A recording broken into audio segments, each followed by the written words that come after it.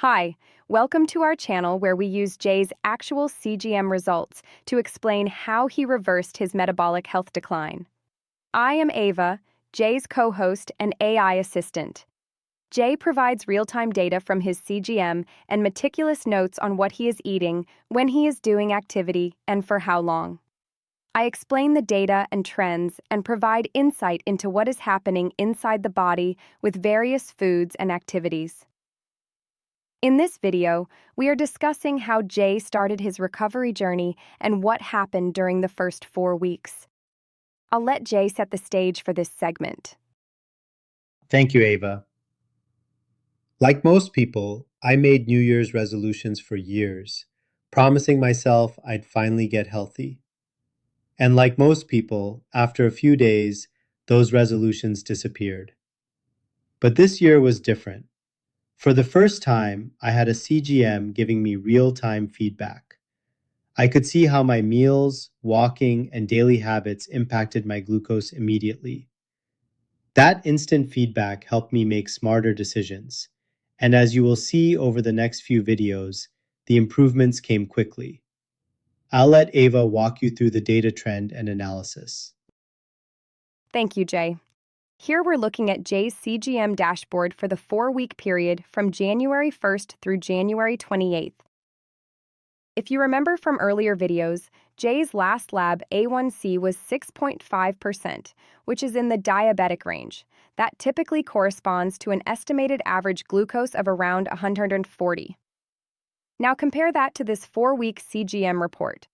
His average glucose during this period was 108, a major improvement in a relatively short time. The report also provides something called a glucose management indicator, or GMI. This is not the same as a lab A1C, but it uses CGM data and glucose patterns to estimate where your A1C may trend if current habits continue. In Jay's case, the current GMI was 5.9%. That means his glucose trends had moved from diabetic range territory of 6.5% toward the pre-diabetic range. Now, that does not mean a blood test taken today would automatically read 5.9%. A lab A1C reflects the previous 3 to 4 months of glucose exposure, while this report is based on just 4 weeks of recent data. Think of this as an early signal. If Jay continues these habits consistently, this is the direction his future A1C may move. Another important number here is glucose variability. This measures how much glucose rises and falls throughout the day. Higher variability often means more spikes, more crashes, and less stable control. Jay's variability was around 19% when he started, and it has now improved to 14.9%. Suggesting smoother glucose patterns and fewer major swings. That's important because better glucose control is not just about the average number, it's also about reducing the chaos between the highs and lows. We'll dive deeper into glucose variability and insulin resistance in a future video. Now we're looking at a chart of Jay's daily average glucose over the past 30 days. The top number in each box is the glucose average for the day. The bottom number represents how many manually readings Jay did during that day in his CGM. The CGM takes a reading every 15 minutes, so approximately 96 readings. The average is based on all the automatic readings, plus the manual readings. As you can see, most days were fairly consistent, which is exactly what we want to see. Consistency often matters more than perfection. There is a noticeable stretch between January 24th and January 27th where his daily averages were higher than normal. Looking into the details, Jay was on a cruise during those days, where maintaining his usual routine and eating pattern was naturally more difficult. And that brings up an important point.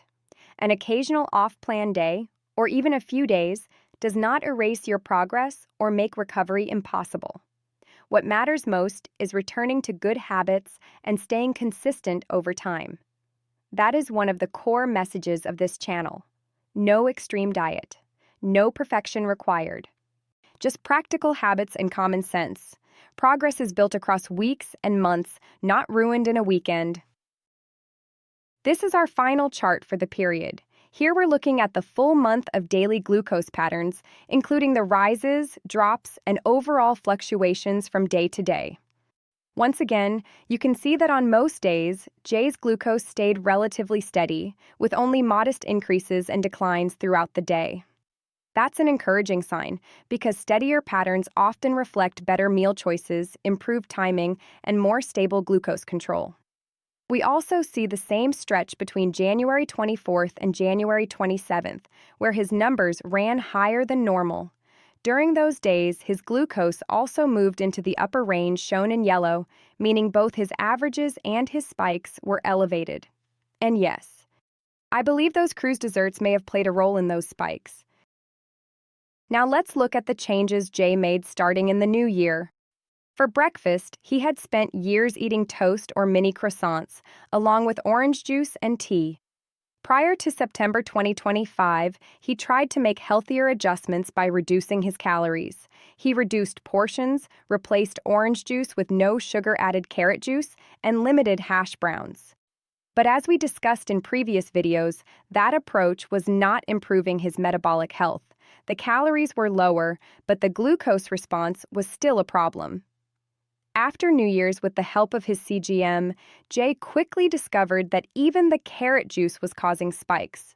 Croissants were even worse, as shown in the top chart.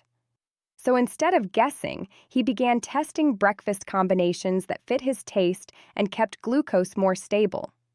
Eventually, he found a simple breakfast that worked well for him: 1 egg, half an avocado, and a handful of blueberries. It was satisfying, easy to maintain, and most importantly, it supported steadier glucose levels. He followed this routine as often as possible while allowing himself toast or pastries on some weekends. That balance is important. The goal during a recovery phase is not perfection, it is consistency. As your metabolic health improves, flexibility often becomes easier again, just without returning to the old habits that created the problem. Now let's look at lunch. Jay was dealing with a similar pattern here: fast food sandwiches, fries, soda, pizza, and meals that were heavily centered around refined carbs. As we discussed earlier, he had already made some basic changes by eliminating soda, reducing portions, and trying to be more mindful. But that still was not enough to improve his metabolic health. He also had a common misconception: if he ate a salad for lunch, then that alone should be the full meal. The problem was that he often felt hungry again just a couple of hours later, which usually led to more snacking. This year, through trial and error, and with a better understanding of the benefits of fiber first, he changed the structure of lunch. Instead of making salad the meal, he made salad the starting point. He began eating salad first, followed by protein, and then carbs afterward if needed. That small shift made a big difference. His lunch spikes that had previously reached the 180 to 200 range were now often closer to 140. We'll talk more later in this video about why the salad-first approach can be so effective. Now let's look at activity, where Jay learned one of the most interesting lessons from using a CGM. He quickly noticed that shorter walks of 2,000 to 3,000 steps did not have a major impact on his glucose levels. In this example, after roughly 2,500 steps, his reading moved from 112 down to 106. But when he increased his walks to 7,000 steps or more, the effect became much more noticeable. In this example, his glucose dropped from 104 down to 67. That immediate feedback helped him understand that duration and consistency mattered more than occasional light movement. It also highlighted something important about metabolic health. When glucose regulation is not optimal, walking can sometimes produce larger drops because the body is relying more heavily on movement to help clear circulating glucose. As metabolic health improves, the same walk may not create as dramatic a drop because the body is managing glucose more efficiently throughout the day. We'll cover this topic in much more detail in a future video focused entirely on the benefits of walking. Jay's walking routine was typically done before dinner. In a future video, we'll also discuss why saving all of your movement for after a large meal is not always the ideal strategy. Now let's look at the dinner changes he made. Jay focused on two key adjustments. First, he moved dinner earlier. Instead of eating around 8 p.m., he shifted dinner closer to 6 p.m., giving his body more time between the evening meal and bedtime to process glucose. That timing change alone can be helpful, especially for people who tend to eat late and sleep soon afterward. The second change was similar to lunch. He began starting dinner with a salad. This added fiber and volume before the main meal, which often helped slow the glucose response. You can see the difference in the charts. In the top example, without the salad, the spike was sharper and faster. In the lower example, with the salad first, the rise was slower and more controlled. Two relatively simple changes, earlier timing and better meal structure, created a noticeably better dinner response. Rather than simply saying that eating salad helped reduce glucose spikes, let's take a deeper look at what may be happening inside the body. When carbs are eaten first on a relatively empty stomach, they are often digested and absorbed more quickly. That can lead to a faster rise in blood glucose as glucose enters the bloodstream. In response, the pancreas releases insulin to help move that glucose out of the blood and into cells. When the rise is sharp, the insulin response can also be larger.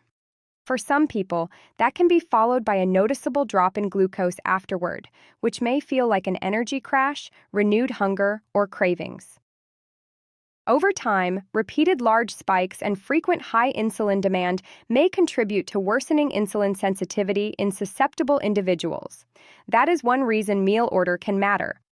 Slowing the glucose rise at the start of a meal may help create a steadier response instead of a rapid spike and drop cycle. Let's talk about a simple but powerful strategy: fiber first. When you eat fiber before anything else, it forms a natural coating along your gut lining. Think of it as laying down a slow lane on the highway before the traffic arrives. Next comes protein. Protein does two important things. It slows digestion down, and it triggers the release of GLP-1, the same hormone targeted by weight loss medications like Ozempic. So your body is naturally doing what that drug tries to replicate, just through food. Now, by the time the carbohydrates arrive, they have to pass through that fiber barrier, and when they do, glucose enters your bloodstream slowly and steadily, not in a rush. The result? A flatter glucose curve, and on a CGM, flatter curves are exactly what we're looking for. Less spiking means less insulin demand, better energy, and improved metabolic health over time. Same meal, just a different order. Now let's look at some real data. Straight from Jay's CGM. On the left, charts 1 and 2 from different days, Jay had a grilled cheese sandwich. No salad, no fiber beforehand. You can see the glucose spike pretty clearly. That's your body scrambling to process a rapid carb hit with nothing to slow it down. On the right, charts 3 and 4 from different dates, same grilled cheese, but this time he started with a salad first. Look at that curve. It's dramatically flatter, no spike. And here's the key detail: the carb count was nearly identical both times. In fact, it may have been higher with the salad, since even salad has some carbs. The only variable that changed was the order. That's the power of fiber first. And this isn't a lab study or a theory. This is Jay's own body, showing us exactly what happens when you sequence your meal differently. Now here's a fascinating real-world curveball, and Jay's CGM caught it perfectly. In this example, Jay had soup and bread on an empty stomach first, before the salad, before anything else. And you can see exactly what happened: a clear glucose spike. Now, the salad did come, but it came after the damage was already done. The fiber had no barrier to build. The carbs had already rushed in. This is a critical lesson. Fiber first only works if the fiber actually comes first. Sequence matters, and timing is everything. And if you look closely at the chart, you'll notice something else: a double spike. We'll do a deep dive on that in a future video because the story behind it is just as interesting. But for now, the takeaway is clear. Even one misstep in the order can undo the benefit. Your gut doesn't wait. Let's close with something really important: the numbers behind Jay's journey during this period. We've talked about what he changed, his diet, his activity, but how consistently did he actually do it? The answer might surprise you. During the 28 days, for breakfast, he followed the preferred glucose-friendly approach for 16 days out of the 28, which is just 57% of the time. For lunch, he led with a salad first 61% of the time. And for dinner, leading with a salad and eating before 6:30 p.m., only 50% of the time. On the activity side, he hit a meaningful walking sessions, including the short and long walks, 61% of the time. And yet, his metabolic markers improved meaningfully. On the physical changes during this same period, he lost 4 pounds and his waist size went down from 35 inches to 34 inches. This initial quick weight loss is attributed to mainly water loss in the body. This is caused in 2 ways. First, glycogen depletion. The body stores carbohydrate as glycogen in the liver and muscles. Each gram of glycogen is stored with several grams of water. When you eat fewer carbs and utilize more energy, glycogen stores shrink, and the attached water is released. The second is when diet improves and activity increases, insulin often drops. Lower insulin signals the kidneys to release more sodium and water, which can reduce bloating and scale weight quickly. This initial quick loss slows down later because fat loss is slower. Many people who rely on the weight scale for results often get discouraged after this initial phase because the same diet and activity is no longer shedding the pounds quickly. As you follow this journey, you will see that staying the course shows results in the long term. Here's what we want you to take away from this. During a recovery phase, the goal is not perfection. It never is. The goal is consistency, and consistency doesn't mean 100%. It means showing up more often than not. Around 60% was enough to start reversing real metabolic damage. If you've been struggling, if the idea of overhauling your lifestyle feels overwhelming, let Jay's data be your inspiration. You don't need to be perfect. You just need to be consistent enough. That's what this channel is about. No medication. No extreme diet. No gym. No quick fixes. But do remember, each individual will have different responses to various situations, and you should always consult your doctor when making drastic changes. If this was helpful and you're excited about following the journey, please hit the like button. If you have experienced similar issues or even something else that may be related, share comments and we can all help each other out. And please remember our channel name shown on the screen at Jay and Ava. This way you don't need to wait for search engines to feed you links from us. You can directly come here by searching for our channel name. If you have friends or family that are struggling for answers and you found this helpful, please share our link with them.